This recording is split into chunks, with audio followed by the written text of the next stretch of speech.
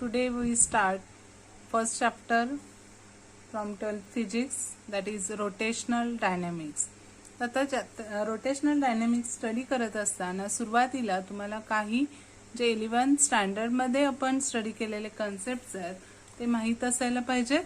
त्याच्यामध्ये आपण बघितलेलं होतं what is circular motion as well as what is concept of center of mass.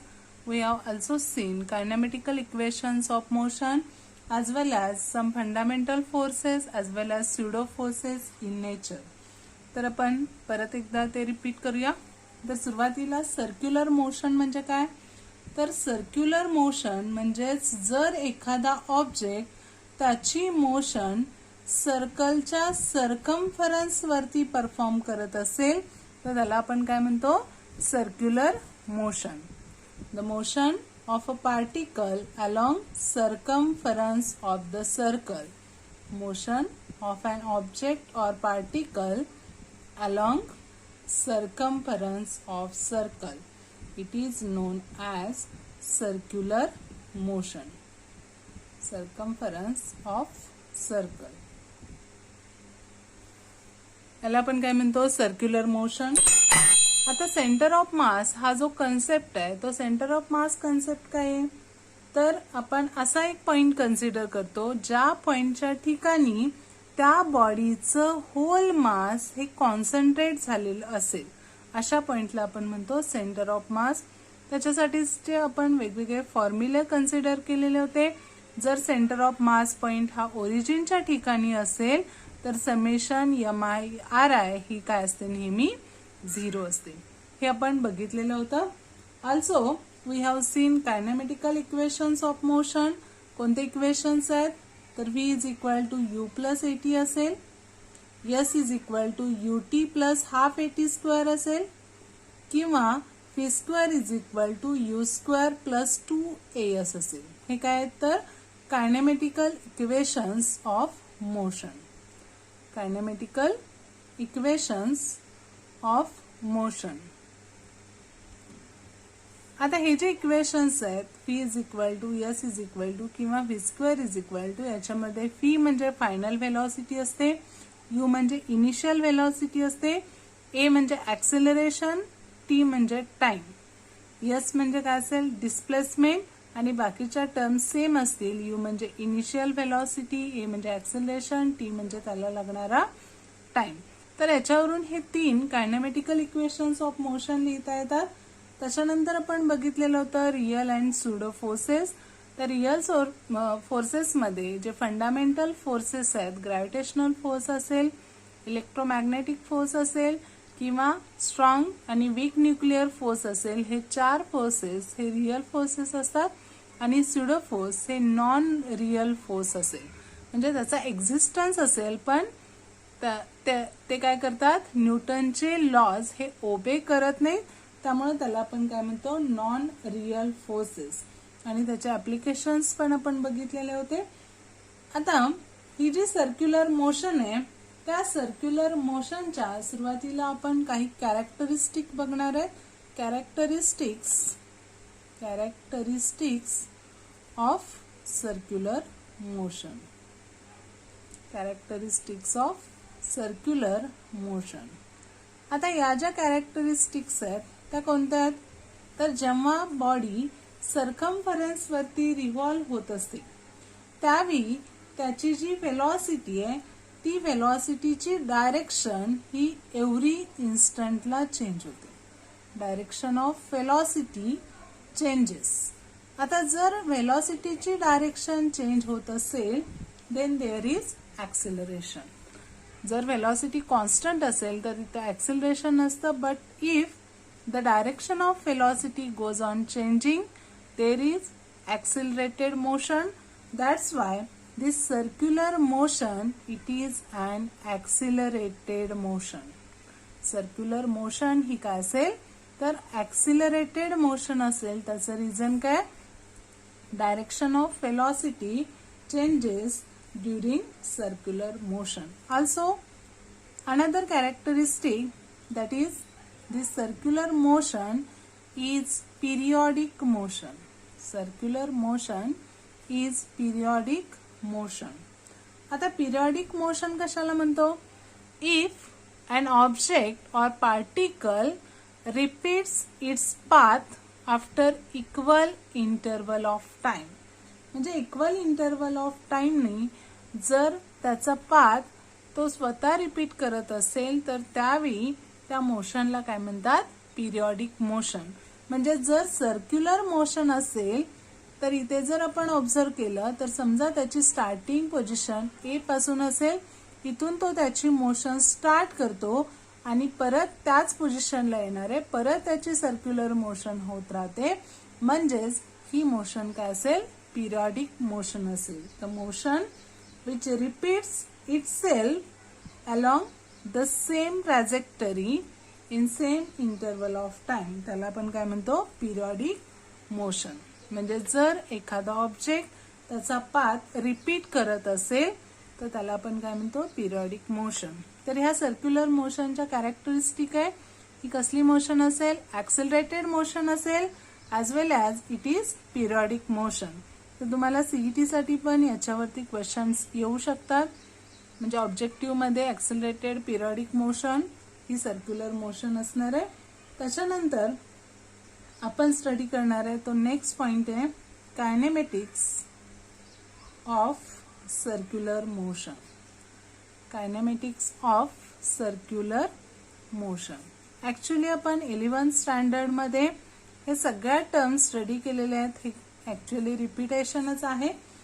तर मी तुम्हाला सांगितलेलं होतं ज्यावेळी आपण सर्क्युलर मोशन किंवा रोटेशनल मोशन कन्सिडर करतो त्याची जी एनालॉजी आहे it is analogous with linear motion. म्हणजेच it is analogous with linear motion. म्हणजे लिनियर आणि सर्क्युलर मोशन याच्यामध्ये आपण काही प्रमाणात सिमिलॅरिटी कन्सिडर करतो. आता सिमिलॅरिटी म्हणजे काय? तर जर समजा मोशन होत असेल तर त्याचं डिस्प्लेसमेंट होणार आहे. मग जर लिनियर मोशन असेल तर लिनियर मध्ये आपण डिस्प्लेसमेंटसाठी जे लेटर यूज करतो ते yes. Yes is the displacement. Now in case of circular motion instead of s we consider here theta and this is angular displacement. हे काय असेल? अँग्युलर डिस्प्लेसमेंट थीटा असेल. म्हणजे इथं लिनियर डिस्प्लेसमेंट यस घ्यायचे आणि सर्क्युलर मध्ये आपण कन्सिडर करणार आहे angular displacement theta. Now if we consider velocity. आता जर व्हेलॉसिटी कन्सिडर केली तर लिनियर मोशन मध्ये जी लिनियर व्हेलॉसिटी आहे त्याच्यासाठी लेटर हे फी यूज केलं जातं. But in case of circular motion there is angular velocity omega. तिथे काय असेल? अँग्युलर व्हेलॉसिटी ओमेगा असेल. आता लिनियर व्हेलॉसिटी झालं. आता ऍक्सेलरेशन आपण कन्सिडर केलं तर लिनियर ऍक्सेलरेशन त्याच्यासाठी आपण नोटेशन ए यूज करतो. याच्यामध्ये काय असेल? अँग्युलर ऍक्सेलरेशन असेल आणि त्याच्यासाठी नोटेशन आपण यूज करतो ते म्हणजे अल्फा. म्हणजेच इथं डिस्प्लेसमेंट ऐवजी अँग्युलर डिस्प्लेसमेंट, लिनियर व्हेलॉसिटी ऐवजी अँग्युलर व्हेलॉसिटी, लिनियर ऍक्सेलरेशन त्याच्याऐवजी घ्यायचं अँग्युलर ऍक्सेलरेशन. आता हे जे लिनियर ऍक्सेलरेशन आहे किंवा अँग्युलर ऍक्सेलरेशन आहे त्याच्यामध्ये हे जे angular velocity omega this can be written as D theta by D T. म्हणजे जसं आपण फी that is velocity is the rate of change of displacement consider करतो. Velocity is rate of change of displacement. Similarly in case of angular velocity there is rate of change of angular displacement. तिथं काय असेल? Rate of change of angular displacement असेल म्हणजेच D theta by D T. आता जसं आपण ऍक्सेलरेशनसाठी म्हणजे लिनियर ऍक्सेलरेशनसाठी आपण घेतो rate of change of linear velocity. Rate of change of linear velocity. Similarly we can write here this angular acceleration alpha is the rate of change of angular velocity. That is, we can write here alpha is equal to d omega by dt. म्हणजेच इथे जर circular motion असेल तर हे formulas use करायचे आणि translational motion असेल किंवा लिनियर मोशन असेल, this is also called translational motion. This linear motion is also called translational motion. जे स्ट्रेट लाईन मोशन असेल तर त्याला आपण लिनियर किंवा ट्रान्सलेशनल मोशन कन्सिडर करतो. आता जर लिनियर मध्ये लिनियर व्हेलॉसिटी असेल, अँग्युलर व्हेलॉसिटी असेल, तर या दोघांच्या मधलं जे रिलेशन आहे ते रिलेशन असतं vector V is equal to vector omega cross vector R.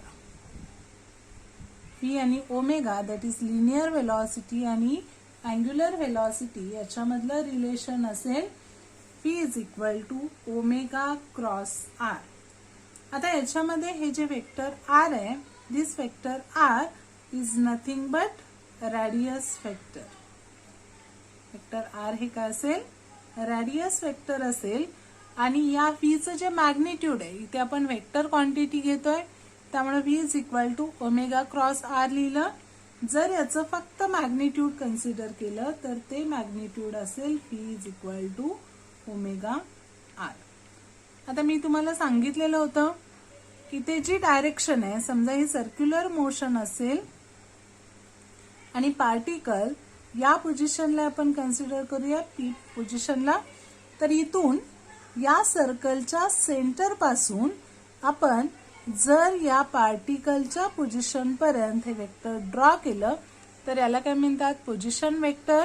और this represent radius of this circle. That's why it is also known as radius vector. ही लाईन काय करते, तर या सर्कलची रेडियस रिप्रेझेंट करते किंवा या पार्टिकलची पोझिशन गिव्हन इन्स्टंट ऑफ टाइमला सांगते. त्यामुळं या वेक्टरला पोझिशन वेक्टर किंवा रेडियस वेक्टर म्हणायचं. म्हणजे हे रेडियस वेक्टर आर ची ही डायरेक्शन असेल.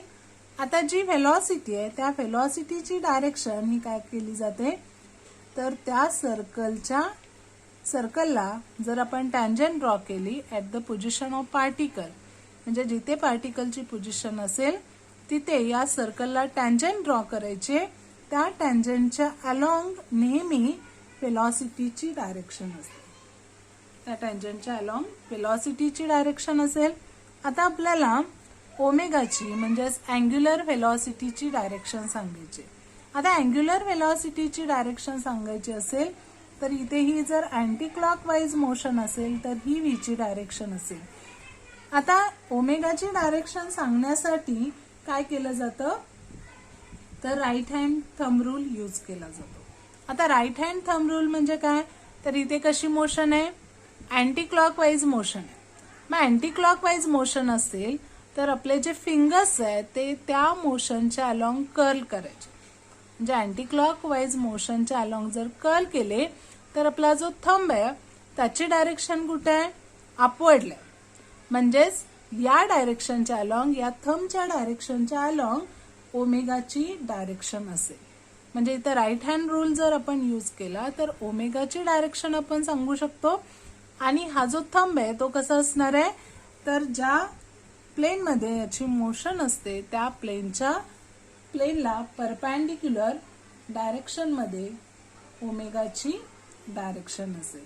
म्हणजेच इथे आपण जर अँटी क्लॉकवाईज मोशन कन्सिडर करत असू, अँटी क्लॉकवाईज मोशन, तर अँटी क्लॉकवाईज मोशन साठी ही जी डायरेक्शन आहे ती कशी असणार आहे, अपवर्ड असेल. थंब हा काय असेल, आउट स्ट्रेच्ड असेल, बाहेरच्या बाजूला असेल. त्यामुळे याची डायरेक्शन ही कशी असणार आहे, तर आउटवर्ड. आता जर आपण क्लॉकवाईज मोशन कन्सिडर केली, आता क्लॉकवाईज मोशन आपण कन्सिडर करत असू तर हे जे फिंगर्स आहेत आपल्याला या डायरेक्शननी कर्ल करावे लागतील. आणि इथे या क्लॉकवाईज डायरेक्शन मध्ये जर कर्ल केले तर थंबची डायरेक्शन ही कुठं असेल, डाऊनवर्डला असेल. म्हणजेच इथे जर अँटी क्लॉकवाईज मोशन असेल तर ओमेगाची डायरेक्शन ही कुठं असणार आहे, अपवर्डला असेल. म्हणजे इथे आपण ड्रॉ करू शकतो.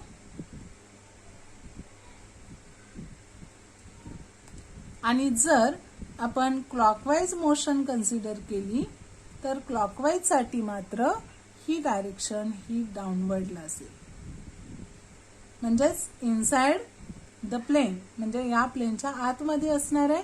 म्हणजेच ही डायरेक्शन कशाची असेल, अँग्युलर व्हेलॉसिटीची. म्हणजे अँग्युलर व्हेलॉसिटीची डायरेक्शन डिटरमाइन करण्यासाठी right hand thumb rule use केला जातो आणि त्याच्यावरून याची डायरेक्शन आपल्याला डिटरमाइन करता येते. तर हे पण लक्षात ठेवायचं, क्लॉकवाईज कधी असते, अँटी क्लॉकवाईज कधी असते, हे पण तुम्हाला सीईटीच्या ऑब्जेक्टिव्हसाठी विचारलं जाऊ शकतं. आता जर याचा पिरियड म्हणजे ही जी सर्क्युलर मोशन परफॉर्म करत असताना त्या ऑब्जेक्टचा जो पिरियड आहे तो आपण कन्सिडर केला T. T is the period of circular motion. आता पिरियड कशाला म्हणायचं, तर time required to complete one revolution. एक रिव्हॉल्युशन कंप्लीट करण्यासाठी त्या ऑब्जेक्टला लागणारा जो टाइम आहे त्याला आपण काय म्हणतो, पिरियड म्हणतो. मग हा जो पिरियड आहे जर टी असेल तर ओमेगा आणि टी याच्यामधलं जे रिलेशन असतं, म्हणजे हे जे अँग्युलर व्हेलॉसिटी आहे it is given by 2π/t. आता हे 2π/t कशावरून येतं, तर ओमेगा म्हणजेच काय, rate of change of angular displacement आपण घेतो. मग थीटा जर डिस्प्लेसमेंट असेल, टी हा टाइम पिरियड असेल, तर आपण लिहिणार आहे omega is equal to θ/t. आता टी म्हणजे पिरियड, पिरियड म्हणजे एक रिव्हॉल्युशन कंप्लीट होतं. म्हणजेच इथं जर एक रिव्हॉल्युशन तो ऑब्जेक्ट कंप्लीट करत असेल तर त्याचं जे अँग्युलर डिस्प्लेसमेंट आहे, म्हणजेच ही रॅडियस वेक्टर जेवढा अँगल डिस्क्राईब करते तो इथून इकडपर्यंत जात असताना हा जो अँगल आहे तो किती येणार आहे इथे, इक्वल टू 2π. त्यामुळे इथं omega is equal to relation मिळेल 2π/t और इज इक्वल टू θ/t. आता जर आपण n is the frequency of rotation consider केली, n is the frequency of rotation, then n is equal to 1/t. Frequency म्हणजे काय, number of revolutions completed in a unit time. मग जर period असेल तर पिरियड्समध्ये फक्त एक रिव्हॉल्युशन कंप्लीट केलं जातं, त्यामुळे n इज इक्वल टू काय येणार आहे 1/t. मग जर याच्यामध्ये आपण 1/t ऐवजी n सबस्टिट्यूट केलं तर ही जी अँग्युलर व्हेलॉसिटी आहे ओमेगा इक्वल टू असेल 2πn. Omega is equal to काय मिळेल 2πn. एक रिलेशन असणार आहे, किंवा omega is equal to 2π/t और omega is equal to θ/t. हे अँग्युलर व्हेलॉसिटीसाठी इक्वेशन्स मिळतील. आता हे झालं सर्क्युलर मोशनचं कायनेमॅटिक्स. आता आपण बघितलेली होती uniform circular motion, uniform circular motion. आता सर्क्युलर मोशन म्हणजे आपण बघितलं circular motion is the motion along circumference of the circle. But in case of uniform circular motion, speed remains constant. Speed हा काय असेल, कॉन्स्टंट असेल. आता जर व्हेलॉसिटी कन्सिडर केली तर याच्यामध्ये मॅग्निट्यूड आणि डायरेक्शन कन्सिडर करावी लागेल. जर स्पीड कॉन्स्टंट असेल म्हणजेच याचं मॅग्निट्यूड हे कॉन्स्टंट असतं, आणि जर आपण व्हेलॉसिटी कन्सिडर करत असू तर त्याचं मॅग्निट्यूड कॉन्स्टंट असेल but direction of velocity changes. Direction of velocity changes म्हणजे इथं only magnitude is constant but direction goes on changing. इथे डायरेक्शन काय होते, चेंज होते. अशी जी मोशन आहे त्याला म्हणतात uniform circular motion. Means if the particle or an object moving along circumference of the circle with constant speed, the motion is known as uniform circular motion.